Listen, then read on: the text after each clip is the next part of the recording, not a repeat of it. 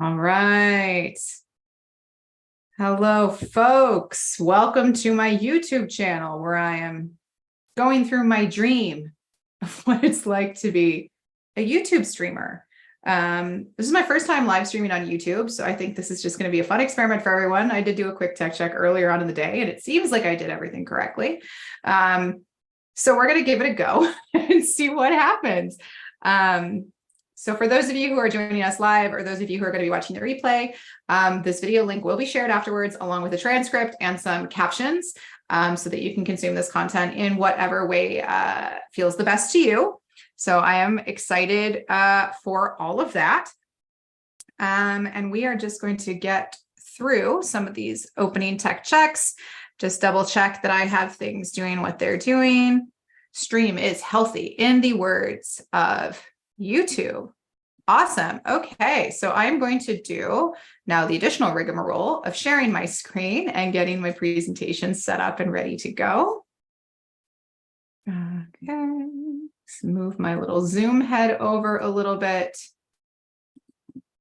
and do this. I'm sure there are better, more smooth ways for people to do this. I just have not learned them yet. So much like the learning we are going to be doing today, we're going to go through a learning experience together.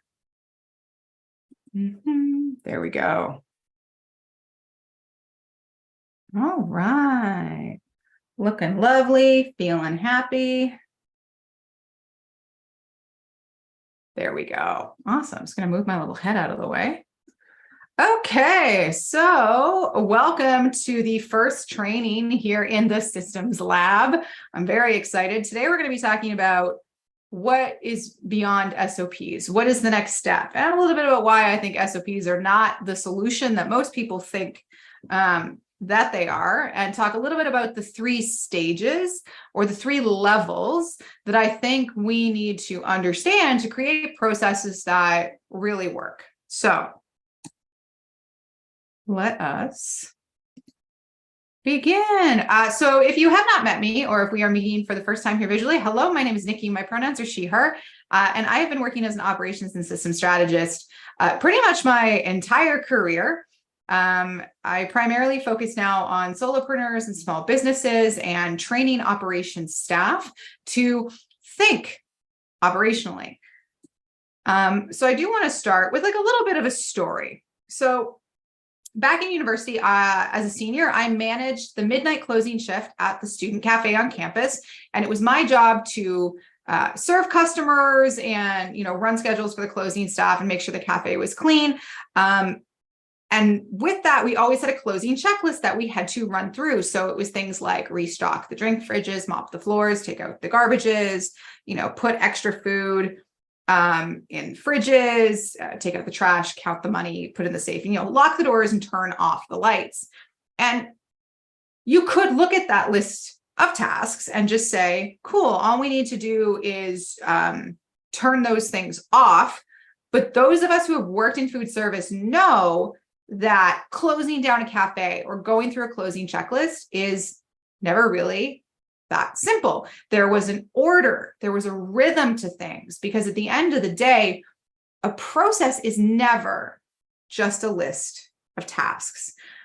But the question then becomes, how do we take a process from like good, it's fine, to great, to scalable? So in my world, there are 3 levels to this. The first level is basic. And at a basic level, processes have to talk to each other. In order to build an effective closing checklist, I had to understand what happens when the cafe opened. Because the closing checklist was not meant to just close off my part of the day. It was also meant to set up the morning team for success, to take a load off of them. And I discovered that the morning crew were going to be super busy with food prep and handling the breakfast rush. They wouldn't have time to restock fridges and do any last minute dishes left over from the night before, because the last thing we wanted was the Greek ladies who worked the opening shift. If they came in and the drink fridges were half empty and the dishes weren't done, like, oh, you were going to be in big trouble. So I had to understand, when they arrive, what do they do first, second, third? What problem would really fuck up their morning? Because the idea is I don't want like our two ships passing in the cafe to be the Titanic and an iceberg, right? We want to make sure that everything happens the way it needs to happen. So at a basic level, you need to get clear on when handover or transition happens between steps, what happens after that transition, and then reverse engineer the steps to make everything you do more effective. Which takes us to level 2 of what I think a process needs to be. So processes have to be nimble. So using the cafe story as an example again, on a typical shift, restocking the drink fridges would happen, before a lot of other things. It could be done when it was slow. It was easy to do. It took some time. So whenever we had like lulls in customers, great, like let's go stock the drink fridges. But during exams, restocking the drink fridges had to be done after we closed, after the door was locked, and after the open sign was turned off, because we would get students coming in at 11:58 who were pulling all-nighters to study for exams, and they would clean us out of Monster energy drinks every single night. So if we had done it early, we would have had to redo it again. So different circumstances, different challenges can impact how a process gets run and done. So if you can figure out the mights and the coulds before they happen, when shit hits the fan or when something changes, you get to go right into solution mode rather than panic.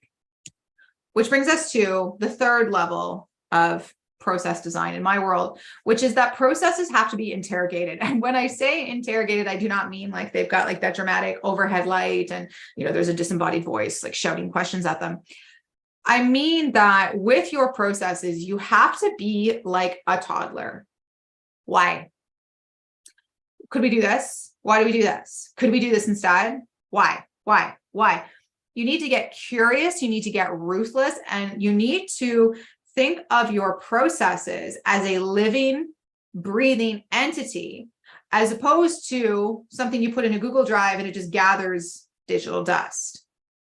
Because if you can imagine a scenario when you're feeling overwhelmed and things are slipping through the cracks and you're considering hiring new personnel, the go-to solution, the thing that most people think of or most recommendations are, well, you got to create some SOPs. You got to create some standard operating procedures. That will just fix everything. Because the idea is that SOPs will minimize errors because it's all laid out how it should be done. It will enable independent work because someone should theoretically be able to do something without supervision. And it will establish consistency, being that it'll all be done the same way every time. But why should we create processes? The idea is that we want to replicate, not duplicate decision-making. Replicate, not duplicate. So let's go through some examples that many of you are likely more familiar with than closing a university cafeteria. So the example we're going to use is writing a blog post. A lot of online businesses do this. So when it comes to a recurring task like this blog post, writing an SOP or creating a process usually involves just creating a checklist with instructions. And that gets us to that basic level. So, we write the post in Google Docs, then we go into our website, we click new post, we paste the text in, we get an image, we add headings and categories, and then we schedule the post, we publish it, and woohoo, we are done. So it seems pretty straightforward because it covers getting a blog post to done. The challenge comes in when we start thinking about the bigger picture. So what happens before or after a blog post? Why do we even have a blog? Should we still have a blog? Why do we want someone to read this blog? What is it supposed to do for us? How do we know if the blog is successful? Are blog posts even aligned with us and where we want to go? A checklist, like a basic level process, won't provide insight into these broader objectives. It doesn't have anything to do with the circumstances around it or the context around it. The next biggest challenge is going to run into this is, how could I outsource all of these questions and thoughts and answers and decisions to someone else? Because if I just give someone a checklist that doesn't include this, I'm still going to have to be involved in that process and answer those questions or give direction on those questions. Because when you have a checklist, to optimize it or to scale it, there's only so much you can do when faced with a checklist.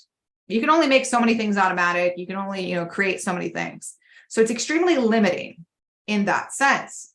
So this is where the importance of interconnected processes arises. So much like the interplay between the opening and closing checklist, this is where that nimbleness and interconnectedness comes in.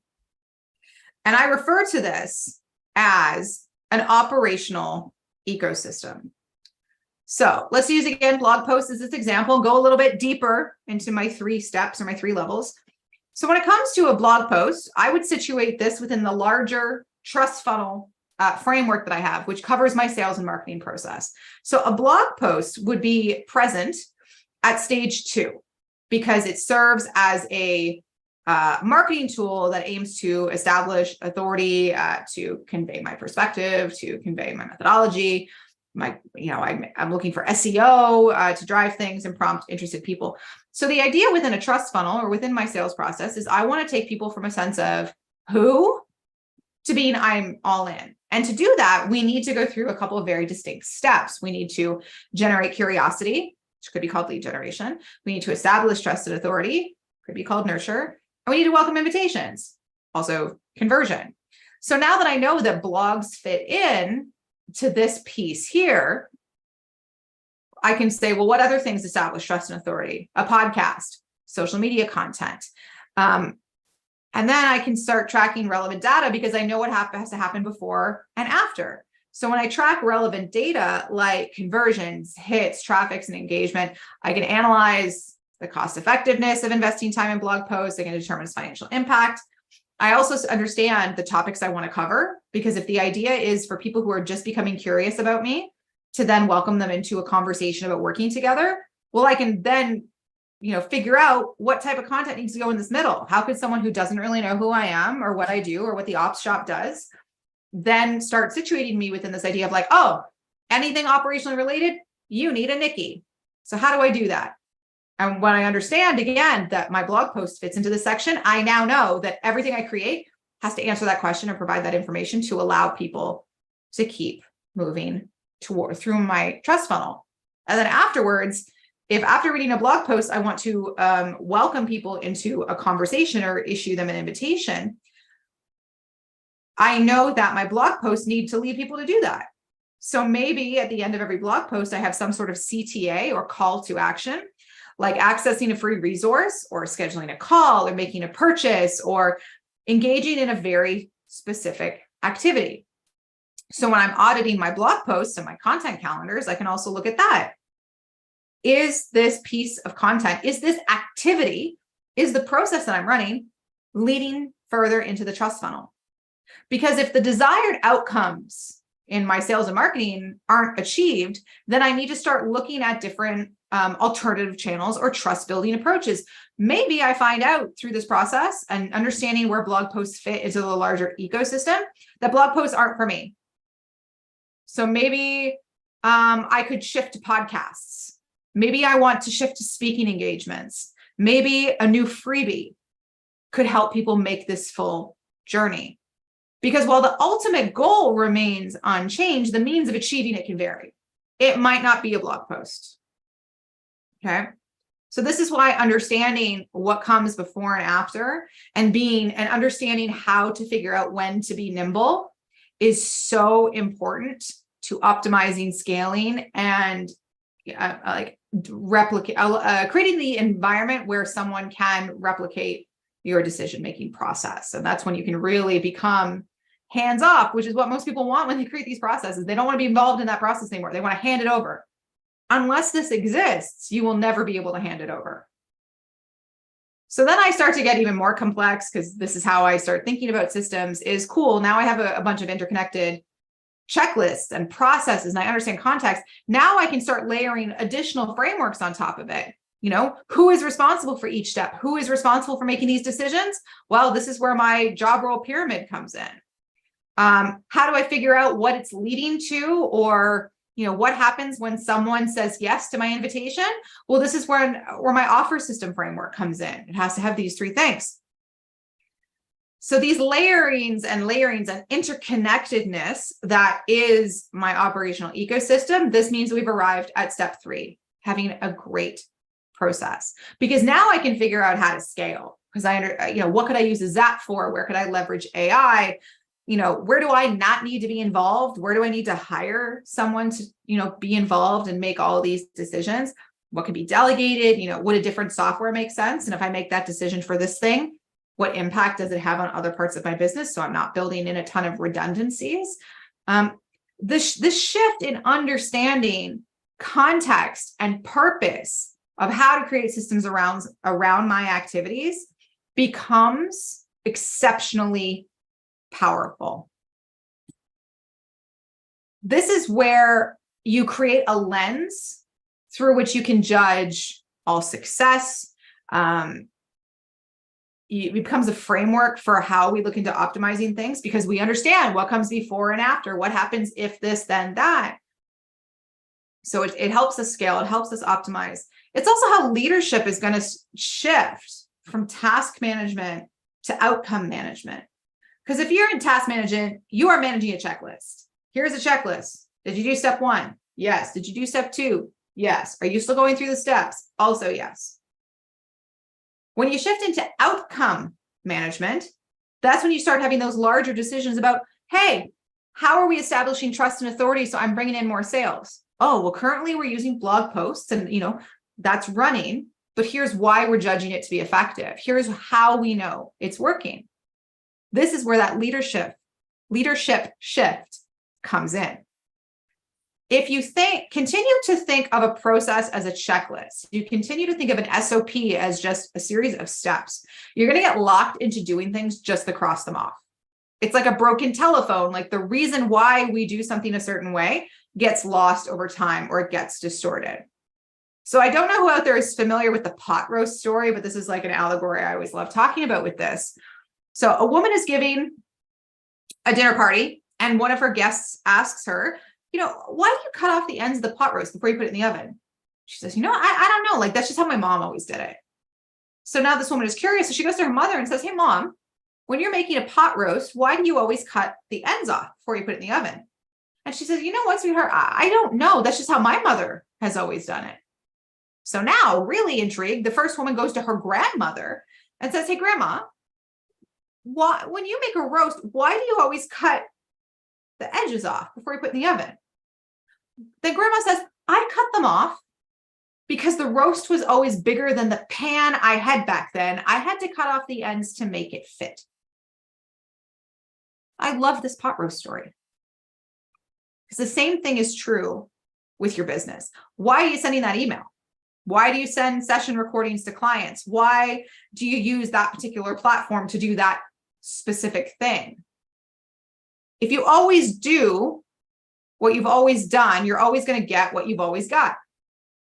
It's a little bit of a wordy saying, but I think it's true here. If you want to create change, like the first step is to take the time to actually become aware of what you've always done. And that's the first step. That is creating an SOP, creating a checklist. That's the first step. I'll acknowledge that they are useful in that sense. But that is only the first step. And it is the one the majority of people stop with. They don't go beyond that. Because remember, a basic process is going to document the steps. A good process is going to clarify the circumstances, if this, then this, or why we're doing this. And a great process is constantly questioned. How does this affect this part of my business? Is this getting us to the results we want? How does this affect my daily decision-making? That's a great process. And none of those questions can be answered with a checklist. So don't stop there. We are going beyond processes, beyond SOPs, thus the title of today's training. So that's it. Woohoo, 17 minutes, living the dream. A few things to just share with you. If you have any questions, comments, something that you want to discuss or dive into a little bit further, or if you have a specific example, I would love to talk about it with you on Instagram. You can send me a DM. My handle is I am Nikki Mick, IAMNIKKIMCK. I'm also running a new project inspired by my friend Elia called Pitch Me Your Project. So if you have an operations question, a project you'd like to get done, a query, a question, and you want to talk about it, then I highly encourage you to visit the opsshop.biz/pitch, where you get to tell me what you want. You tell me the project, you tell me the deliverables, you tell me the scope, you tell me your budget, you tell me your timeline. All up to you on how you present it. I'm going to review them and we'll see what we can make happen. Maybe we'll do something. Could be fun. So this could be something like you want something in your business audited. You just want a thought partnership on a specific project or a specific problem. You want to talk through your tech stack, or you're having problems with how something is set up and you want to fix it. Let me know what you would like to get done. Submit me the pitch. I'd love to read them, and then we'll chat and see what we can make happen. So that is everything for today. Thank you again so much, those of you who have been here watching live. Hello again to everyone watching the replay. I hope to talk to you soon in my DMs, and enjoy the rest of your day.